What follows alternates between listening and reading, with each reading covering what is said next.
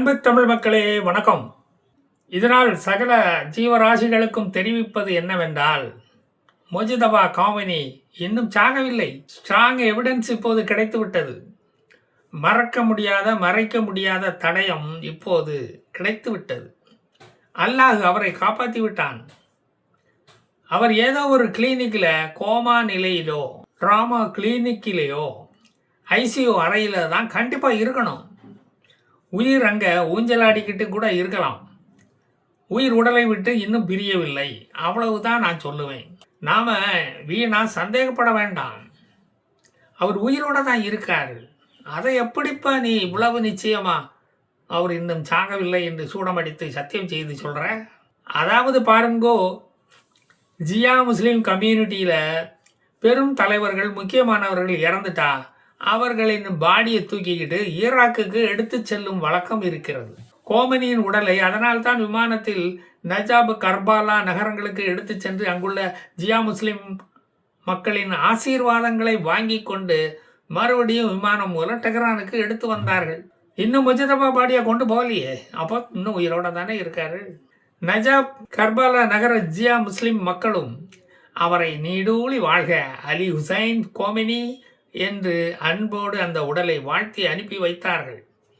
நல்லாசை இருந்தால் தான் நல்லா வாழ முடியும். இதுதான் வாழ்க்கையின் ரகசியம். முஸ்லிம் மக்களுக்கு மெக்கா, மெதினா நகரங்களுக்கு அடுத்தபடியாக நஜாப், கர்பாலா நகரங்கள் தான் புனித நகரமாக கருதப்படுகிறது. அதனால் தான் 10 வருடங்களாக ஈரான், ஈராக்கு நாடுகள் கடுமையான யுத்தம் நடத்தி ஒருத்தர் கொன்று குவித்த பிறகு திடீரென்று ஞானோதயம் உதித்து இருவரும் சலாம் அலைக்கும் என்று சொல்லி கையை குலுக்கிக் கொண்டார்கள் என்பது வரலாறு மட்டுமல்ல, அது அங்குள்ள ஜாக்கிரதையும் கூட. உயிரோடு இருக்கும்போதே ஈராக்குக்கு போக வேண்டும் என்று கோமனி துடித்து கொண்டிருந்தாராம். அவரது ஆன்மா சாந்தி அடையணுமே, யாரையும் இரவில் ஆவியா வந்து துன்புறுத்தக்கூடாதே என்ற நல்ல எண்ணத்தில் இந்த ஷார்ட் டைம் டூர் சென்றுவிட்டு மாஷாத் என்ற அவரது பிறந்த ஊருக்கு திரும்பினார் அலி கோமேனி. டெஹ்ரானில் இருந்து பயங்கர பாதுகாப்புடன் அவரது உடல் மாசாத்துக்கு எடுத்து செல்லப்பட்டது. 72 குண்டுகள் முழங்க இராணுவ மரியாதை எல்லாம் வேண்டாம் என்று சொல்லிவிட்டார்கள். குண்டு சத்தம் கேட்டு திடீர்னு எழுந்து வந்துட்டா என்ன பண்ணுறது? விஷப்பரீட்சை வேண்டாமப்பா என்று முடிவு செய்து விட்டார்கள். அவரது விருப்பப்படி இமாம் ரிசா மசூதிக்கு பக்கத்திலேயே நல்லடக்கம் செய்யப்பட்டதை மறைவிடத்தில் இருந்து லைவ் டெலிகாஸ்ட் மூலம் முஜ்தபா கோமேனி பார்த்து கொண்டிருந்தாராம். அதுவும் அவர் இன்னும் சாகவில்லை என்பதற்கு இன்னொரு ஆதாரம். டெஹ்ரானிலும் அல்-குவாம் நகரிலும் அவரது பூத உடலுக்கு மரியாதை செய்யப்பட்டது. இமாம் அலி கோவில், இமாம் ஹுசைன் கோவில், இந்த 2 கோவிலும் ரொம்ப முக்கியத்துவம் வாய்ந்த கோவில்கள். அங்கு 6 வேளை அவர் பெயருக்கு அர்ச்சனைகள் செய்யப்பட்டு பூஜைகள் நடத்தப்பட்டது. ஜியா முஸ்லிம்களின் முதல் இமாம் அலி என்பவர்தான். அவரது மகன் இமாம் ஹுசைன், அவர்தான் பேட்டில் ஆஃப் கர்பாலாவில் போரிட்டு சமாதானத்தை வலியுறுத்தி அமைதியானவர். ஈரானுக்கு வேறு எந்த நாடுகளுடனும் நட்புறவு இல்லை. இருக்கிற ஒரே இஸ்லாமிய நாடு அரபு நாடுகளிலே ஈராக்கு மட்டும்தானே. ஈரான் நட்பாக இருந்து கொண்டு அவர்களுக்கு சோறும் போட்டு அவர்களை வளர்த்து கொண்டிருந்தார்கள். அந்த நட்பையும் இழக்க ஈரான் தயாராக இல்லை. ஜியா முஸ்லிம் பாய் என்பதை நிரூபிக்க பெரும் தலைகளின் டெட் பாடியை எடுத்துக்கொண்டு ஈராக்குக்கு சென்று ஊர்வலம் நடத்தது ஒரு இயற்கையான செயற்கை நிகழ்ச்சி. இல்லைன்னா குவாசம் சுலைமானிய 2020 அமெரிக்காவால் அநியாயமாக நடுரோட்டில் வைத்து ஏவுகணைகளால் தாக்கி கொல்லப்பட்ட போது அவரது அந்த பீஸ் உடல்களை பொறுக்கி எடுத்துக்கொண்டு தூக்கி கொண்டு பாக்தாத், நிஜாப், கர்பாலா நகரங்களுக்கு ஓடி இருப்பார்களா? ஆமாம், இந்த ஜியாக்களுக்கு நஜாப் சிட்டி எப்படி புனித நகரமானது என்ற கேள்வி உங்கள் மனதில் ஓடிக்கொண்டிருப்பதை நான் என்னுடைய டெலிபேத்தி கிளாயர்வாயன்ஸ் மூலம், அந்த சக்தி மூலம் நான் கண்டறிந்து விட்டேன். அதை விலாவாரியாக கண்டிப்பாக விளக்க வேண்டியது எனது கடமை என்று என் மனம் சொல்லிவிட்டது. நான் அதை சொல்லாமல் உங்களை விடமாட்டேன். நீங்கள் அதிலிருந்து தப்ப முடியாது. அலி இபின் அலி தலீபின் உடல் நஜாப் நகரில் புதைக்கப்பட்டுள்ளது. அவரது சமாதி இப்போவும் அங்கு உள்ளது. வேணுமானா போய் பார்த்துக்கிடுங்க. அவர் யாருன்னா முகமது நபியின் சித்தப்பா பையன். முகமது நபியின் மகள் பாத்திமாவை மணந்ததால் முகமது நபிக்கு மாப்பிள்ளையானவர். இவர்தான் ஹசனுக்கும் ஹுசைனுக்கும் தந்தை. முதல்ல எல்லா முஸ்லீம்களும் ஒன்றா தான் ஒன்று கூடி சாமி கும்பிட்டுக்கிட்டு இருந்தாங்க. என்னைக்கு முகமது நபி இறந்தாரோ அப்போ ஆரம்பித்தது இந்த ஜியா சன்னி முஸ்லீம் சண்டை. நீ பெரியவனா நான் பெரியவனா என்று முஸ்லீம்கள் சண்டையிட ஆரம்பித்தார்கள். முஸ்லீம்கள் அப்போது என்ன நம்பினார்கள் என்றால் அலிதான் ப்ரொஃபெட் முகமதுவின் லீகல் வாரிசு. அதற்குத்தான் சன்னி முஸ்லீம் என்ன சொன்னாங்கன்னா, எல்லோரும் சேர்ந்து ஓட்டு போட்டு அடுத்த வாரிசு யார் என்று நாம் தேர்ந்தெடுப்போம் என்று சொன்னாங்க. வாரிசு அரசியல் இங்கு நமக்கு வேண்டாம், வேண்டவே வேண்டாம் என்று சொல்லிவிட்டார்கள் அந்த ஜியாக்கள். அதை ஜியா சன்னியாசிகள் கேட்கவில்லை.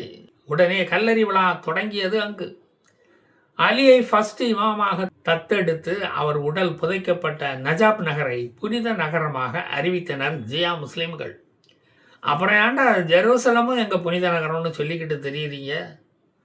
உங்கள் பேராசைக்கு ஒரு அளவே இல்லையாடா? உங்களுக்கு பேராசைகள் கொஞ்சம் நஞ்சம் இல்லை. அதான் இப்போ அல்லாஹ் உங்களை நல்லா வச்சு செய்கிறான். அலி இறந்து ஒரு 20 வருடங்களுக்கு பிறகு அவரது இளைய மகன் உசைன் இபின் அலி அப்போது கார்பாலாவை ஆண்டு கொண்டிருந்த கலிஃபேட் உமாயாத் யாசிட் என்ற மன்னனுடன் சண்டையிட்டான். உசைன் இபின் அலி தனது சொந்தக்காரர்களையும் நண்பர்களையும் கூலிப்படையும் வைத்துக்கொண்டு 680ஆம் ஆண்டு போருக்கு போனார். அவனுடன் எடுத்ததுக்கெல்லாம் போருக்கு போகிறது, போருக்கு போய் போர் அடிக்கிற பழக்கம் அப்போவே இருந்திருக்கு. வழக்கம் போல போரில் தோற்று ஓடினார்கள் இவர்கள். அவருக்கு குடிக்க தண்ணீர் கூட உணவு கூட கிடைக்காமல் இருக்க என்னென்ன பண்ணணுமோ அத்தனையும் பண்ணினார் அந்த தயான சிந்தனை உள்ள உமாயாத் யாசிட் என்ற கலிஃபேட். அவர் நல்லுள்ளத்தோடு அந்த கொலைகளை நடத்தி முடித்தார். அவரது கதையை முடித்தார். உசைன் இபி அலி கொல்லப்பட்டார். அது புனித நகரமாக ஆனது. இஸ்லாமிய மாதமான மொஹரம் மாதத்தில் அவர் கொல்லப்பட்டார். அவரது உறவினர்களும் நண்பர்களும் அவருடன் போருக்கு பின்னால் போன அத்தனை பேரும் கொல்லப்பட்டனர். கலிஃபேட் உமாயாத் யாசிட் இந்த நல்ல காரியத்தை கச்சிதமாக செய்து முடித்தார். பெண்கள் குழந்தைகளை அரண்மனைக்கு வழக்கம் போல அவர்கள் எடுத்து செல்லப்பட்டார்கள். அவர்களுக்கு அங்கே என்ன நடந்திருக்கும் என்ன நிகழ்ந்திருக்கும் என்பது இஸ் எனிபடிஸ் கெஸ். அதில் மறைக்கிறதுக்கு அங்கே ஒன்றுமே இல்லை. அன்றிலிருந்து முஸ்லீம்கள் கற்றுக்கொண்ட பாடம் 3: நீதிக்காக போராடு, அராஜகத்தை எதிர்த்து போராடு, போராடி உயிரை போக்கு. இந்த 3 தான் அவர்கள் படித்த பாடம். உனக்கு சொர்க்கம் நிச்சயம், 72 நிச்சயம், 100% கேரண்டி உண்டப்பா. அதனால தான் கர்பாலா நகரம் ஜியாக்களுக்கு புனித நகரமானது. உசைனின் மரணம் அர்பாயின் என்ற பண்டிகையாக இன்றளவும் அங்கு கொண்டாடப்படுகிறது. உலக நாடுகளில் இருந்து பல ஜியா முஸ்லீம்கள் அதனால் தான் அங்கு போய் வந்து கொண்டு இருக்கிறார்கள்.